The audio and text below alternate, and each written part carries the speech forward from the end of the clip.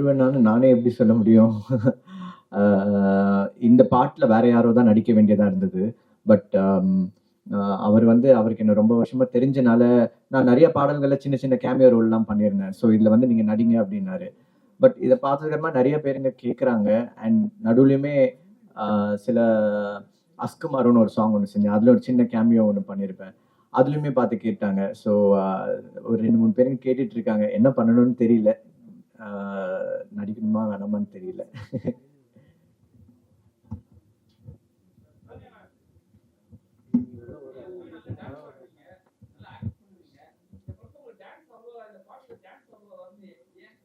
அது டைரக்டர் கிட்ட தான் கேட்கணும். என்கிட்ட எப்படி கேட்க முடியும்? அவங்க ஷார்ட்ஸ் கொடுத்தா தான் பண்ணுவேன். அவங்க கேட்டது what ever he asked me I did.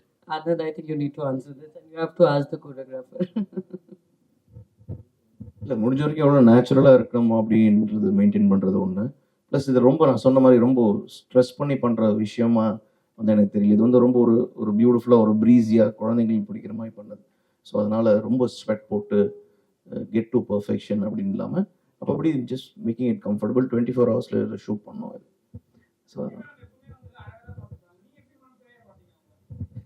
நான் சொன்னேன் அழகான பேய்ன்னு சொன்னேன். அவங்களை நான் பேய ஒரு ஷாட்ல கூட காட்டலையே. இவங்க பேய் அப்படின்னு தெரிஞ்சுக்கோங்கன்னு சொல்லியிருக்கேன் அவ்வளவுதான். ஏவிஎம் பக்கத்துல ஒரு ஸ்டுடியோல பண்ணேன். சார்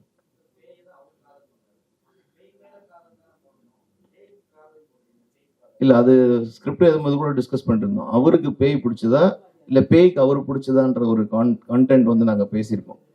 ஸோ இது எப்படி வேணா எடுத்துக்கலாம். பேய்த்தனமான காதல், பேயே காதல் பண்றது, இல்ல பேய் வந்து ஹியூமனை காதல் பண்றது, இந்த பல ஆங்கிள்ஸ்ல எப்படி வேணா எடுத்துக்கலாம். ஆமா பிஜேஷ். ஆமா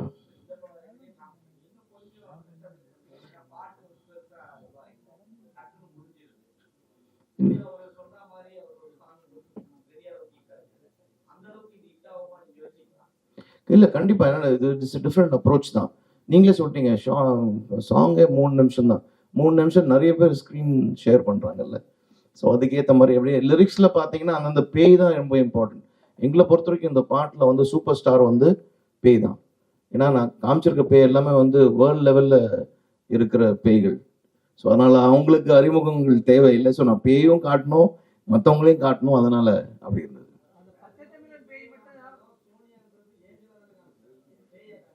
ஆமா பேய்க்கெல்லாம் அரசி அப்படின்னு ஒரு அழகான ஒரு அரசி. இது ஒரு கற்பனை பார்த்தேன்.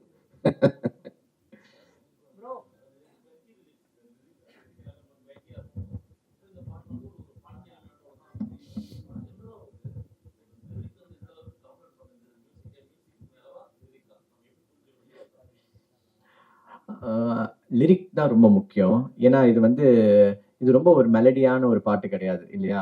எல்லாம் சின்ன பசங்களை ஆட வைக்கிற ஒரு விஷயம். இதுங்க இந்த பாட்டுல லிரிக் வந்து இதுல என்ன ஒண்ணு ஆயிடுச்சுன்னா, நான் ஏதோ ஒண்ணு பாடி இதுல ஒரு எஃபெக்ட்ஸ் ஒண்ணு போட்டு விட்டுட்டேன். அது அந்த டைரக்டர் அந்த எஃபெக்ட்ஸை பிடிச்சிக்கிட்டாரு. அது டெலிஃபோன்ல பேசுற மாதிரியான ஒரு எஃபெக்ட்ஸ். எனக்கு அதுதான் வேணும்ட்டாரு. ஸோ கடைசி வரைக்கும் அந்த எஃபெக்ட்ஸ்ல எப்படி லிரிக்கை கேட்க வைக்கிறதுனே தெரியாம புரியாம ஒரு மாதிரி பண்ணி வெளியே வந்திருக்கு. ஸோ ஆனா அதுல ஒரு ஒரு லைனும் அவர் எழுதியிருக்கிறது அவ்வளவு அழகா இருக்கும். நீங்க பாத்தீங்கன்னா, நன்னு நின்னு பன்னு தின்னுது, எனக்கு வேணும்னு இட்டு துரத்துதுன்னு. அந்த இட்டுன்றது இட்டு பேய், அந்த ஜோக்கர் பேய். ஸோ அதையும் விஷுவல்ல அப்படி காமிச்சிருப்பாரு. ஸோ ஒரு ஃபன்னான ஒரு விஷயம். லிரிக் வெரி வெரி இம்பார்ட்டன்ட் இந்த பாட்டுல. டியூன் இதெல்லாம் தாண்டி அந்த லிரிக் ரீச் ஆனாதான் அந்த பாட்டு சின்ன பசங்கள் முதல்ல குழந்தைங்களுக்கு போய் சேரும். அவங்களுக்கு பிடிச்சாதான் நம்மளும் பிடிக்கும் இல்லையா?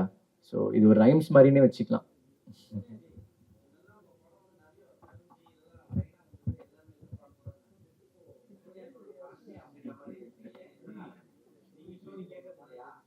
இல்ல போயிட்டு இருக்கு. ஐ திங்க் another மூவி இப்போ 7G ரெயின்போ காலனி இல்லை, பட் இன்னொரு 7G வருது இப்போ.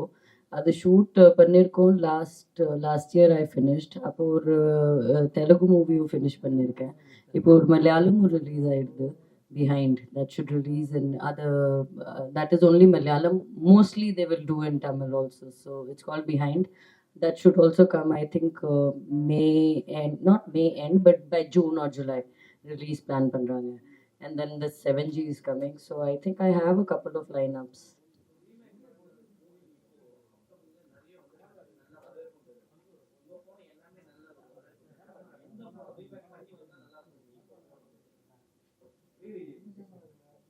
Re-release, I think 7G definitely. Re-release kana Hyderabad pona 7G Telugu ku. And I think Ratnam sir இப்போ plan பண்றாங்க Tamil 7G re-release பண்றதுக்கு. So let's see. I think it will be nice. Even Kalkundan will be nice. Those are the movies everybody still remembers and they would love to watch it on screen again. So I think 7G and Kalkundan definitely.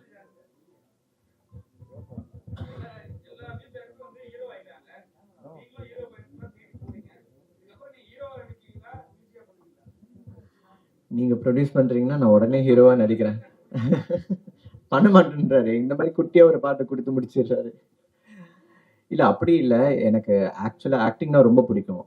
நான் 16 வருஷம் இண்டஸ்ட்ரியில music பண்ணி இருக்கேன். பாரிஜாதம் படத்துல இருந்து. அதுவும் நான் முதல் படம் ஒர்க் பண்ணது பாக்கியராஜ் சார் கிட்ட. ஸோ நம்ம ஒரு படம் பண்ணும்போது அந்த ரீரெக்கார்டிங் பார்க்கும்போது ஒரு ஆக்டர் எவ்வளோ அந்த சீன் 100 தடவை பார்க்குறோம். ஏன்னா மியூசிக் பண்ணி பண்ணி. ஸோ ஒரு கொஞ்சமாச்சும் ஒரு ஆக்டிங் நாலேஜ் அதில் இருக்கும் இல்லையா பார்த்துட்டு. ஸோ அந்த இதில் பார்க்கும்போது எனக்கு அந்த ஆக்டிங்கோட இன்ட்ரெஸ்ட் நிறைய பிடிச்சிருந்தது. இந்த மாதிரி எஸ்பெஷலி சாங்ஸ் வரும்போது அதில் நம்மளோட ஸ்டைல் ஆஃப் சாங்ஸை வந்து ஆடி காட்டணும் அப்படின்ற ஒரு ஸோ அதனால தான் என்னோட இண்டிபெண்டன்ட் சாங்ஸ்லாம் பார்த்தீங்கன்னா இந்த மாதிரி பேய் காதல் இந்த மாதிரி சில சில பாடல்கள்லாம் பண்ணி அதில் நானும் அப்பியர் ஆகிறேன். அதான் நீங்கள் சொன்ன மாதிரி ஒரு நல்ல ஒரு ப்ரொடியூசர் வந்து படம் எடுத்தாங்கன்னா நல்ல ரோல். அதுவும் நான் வந்து பெரிய ஹீரோவாலாம் அப்படி நடிச்சு இது பண்ண முடியாது. எனக்கு ஏற்ற மாதிரியான ஏதாவது ஒரு ரோல் வந்ததுன்னா பண்ணலாம். ஸோ சார் வந்து ரொம்ப அழகான ஒரு கேள்வி கேட்டாரு. இன்னைக்கு இது வந்து கண்டிப்பா இந்த இண்டிபெண்டன்ட் சாங்ஸ் வந்து ஒரு பெரிய ட்ரெண்ட் செட்டிங் ஆயிட்டு இருக்கு. அதுவும் ஃபார் த பாஸ்ட் 2-3 இயர்ஸ். இந்த கோவிட் 20க்கு அப்புறமா 21 வரும்போது தான் என்ஜாய் என்ஜாமி, குட்டி பட்டாசு, அஸ்குமாரோ இந்த மாதிரி பாடல்கள்லாம் வரிசையா ஹிட் ஆக ஆரம்பிச்சுது. அதுக்கு முன்னாடி வரைக்கும் நிறைய பேருங்க கஷ்டப்பட்டு, ஏன்னா நான் வரும்போது மியூசிக் டைரக்டர்ஸ் 2005-2006 ஒரு 10-15 மியூசிக் டைரக்டர்ஸ் தான் இருந்தாங்க. இன்னைக்கு நிறைய பேருங்க இருக்காங்க. அவங்களுக்கு எப்படி பாட்டை வெளியே காட்டணுன்ற ஒரு ஸ்பேஸே இல்லாமல் இருந்தது. இன்னைக்கு அந்த ஒரு பாடல்கள் மூலியமா இன்னைக்கு நீங்க நிறைய மியூசிக் டைரக்டர்ஸ் யங்ஸ்டர்ஸ் பார்த்தீங்கன்னா இந்த இண்டிபெண்டன்ட் சாங் மூலியமா தான் அவங்க மியூசிக் டைரக்டர் ஆகி நிறைய பெரிய பெரிய படங்கள் பண்ணிட்டு இருக்காங்க. ஸோ அந்த ஆப்பர்ச்சுனிட்டி 10 வருஷம் முன்னாடி இல்லை. ஸோ இன்னைக்கு அது கண்டிப்பா ஒரு ட்ரெண்ட் செட்டிங். இந்த இண்டிபெண்டன்ட் சாங்லன்னு மட்டும் இல்லை, நம்ம ஊர்ல சினிமா தான் பெருசு இல்லையா. ஸோ இன்னைக்கு அவங்களால என்ன பாட்டு வேணா பண்ணி தனிமையா ஒருத்தர் வீட்ல இருந்தே ஒரு பாட்டு பண்ணி அவங்க வெளிப்படையா காமிச்சு அவங்க டேலண்ட்டை வெளியே கொண்டு வந்து காட்ட முடியும். இன்னைக்கு அந்த ஒரு ஸ்பேஸ் இருக்கிறதுனால கண்டிப்பா அது ஒரு ட்ரெண்ட் செட்டிங்கா மாறிடுச்சு.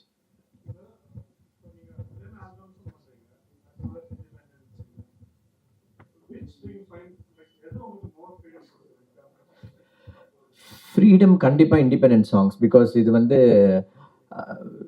எங்களுக்கு என்ன வேணும்ன்றது நம்ம சூஸ் பண்ணிக்கலாம். இப்போ பேய் பாட்டுன்னு இவர் சொன்னாரு. அந்த பேய் பாட்டு எப்படி இருக்கணும், அதுக்கு எப்படி ஒரு ஹுக் ஸ்டெப் வேணும், அந்த என்ன மாதிரி லிரிக்ஸ் அதில் வேணும். இதை வந்து ஒரு ஸ்கிரிப்டா வந்து இப்போ அவருமே ஒரு டிரெக்டர். இப்போ அவர் ஸ்கிரிப்ட்ல வந்து ஒரு பாட்டு இப்படி தான் இருக்குன்னு சொன்னப்போ அதில் போய் லிரிக் மாத்துங்கன்னு நம்ம சொல்ல முடியாது. அது ஒரு மெலடி சாங்னா மெலடியா தான் இருக்கணும். இதுல வந்து நம்ம இப்போ பேய் பாட்டு ஒரு மெலடி பாட்டா கூட நான் பண்ணியிருக்கலாம். But we chose it to be ஒரு குழந்தைங்களுக்கு பிடிச்ச மாதிரி ஒரு டான்ஸ் நம்பரா இருக்கணும். இன்னைக்கு ரீல்ஸ்லாம் ஹிட் ஆகுது, அதுல ஒரு ஸ்டெப்பு நல்லா இருக்கணும், அந்த ஸ்டெப்பு சிம்பிளா இருக்கணும். இதெல்லாம் நிறைய பார்க்கறதுனால இதுக்கு ஒரு இண்டிபெண்டன்ட் ஸ்பேஸ் கிடையாது. பட் ஆப்வியஸா சினிமா ஒர்க் பண்ண ரொம்ப பிடிக்கும். பிகாஸ் சினிமா இந்த பேக்ரவுண்ட் ஸ்கோர்ஸ் பண்ணும்போது தட்ஸ் வேர் அதுல தானே பண்ண ஆரம்பிச்சோம். ஸோ சினிமா பெரிய ஒரு விஷயம் தான்.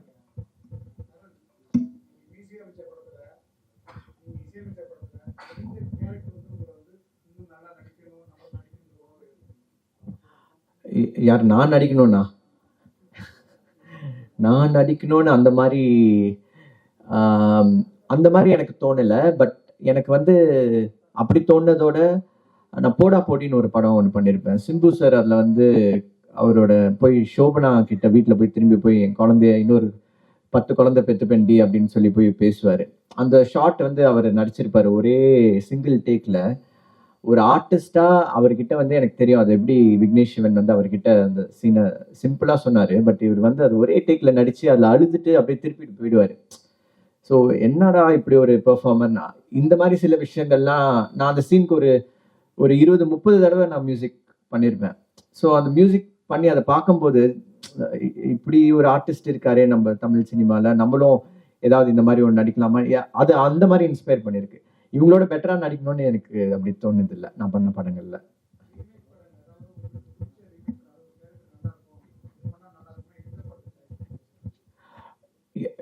நான் பண்ணாவா, ரீமேக் பண்ணாவா? எனக்கு தனுஷ் சாரோட படங்கள் எது பண்ணாலுமே ரொம்ப பிடிக்கும். ஸோ அவர் ஃபர்ஸ்ட் காதல் கொண்டேன் அண்ட் துள்ளுவது இளமை, இந்த படங்கள்லாம் பண்ணும்போது அவர்கிட்ட ஒரு பயங்கர ஒரு ஃபயர் அண்ட் எனர்ஜி இருந்தது. ஸோ எஸ்பெஷலி காதல் கொண்டேன் அந்த படத்தில் எங்க ஏரியா உள்ள வராது படத்தில், சாரி புதுப்பேட்டை சாரி புதுப்பேட்டை படம் தான். ஸோ புதுப்பேட்டை மாதிரி ஒரு ரோல் எனக்கு ஒன்று அப்படி கிடைச்சுன்னா I'll be like, அதுக்கு மேலே எனக்கு வேற எதுவும் வேணான்ற மாதிரி.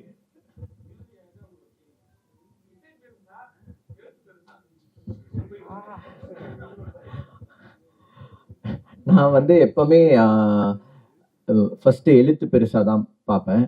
ஏன்னா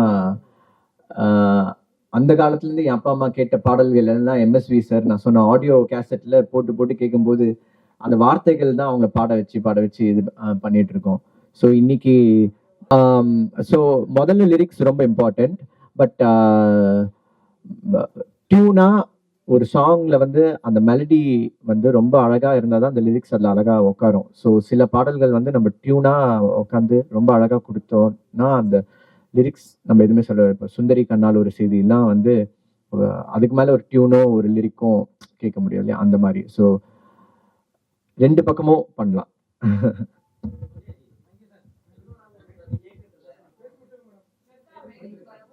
இது செல்வா சார் கிட்ட தான் பேசணும். ஐ திங்க் அது வந்தானா டெஃபினட்டா ரோல் நல்லா இருந்தானா டெஃபினட்டா பண்ணுவேன்.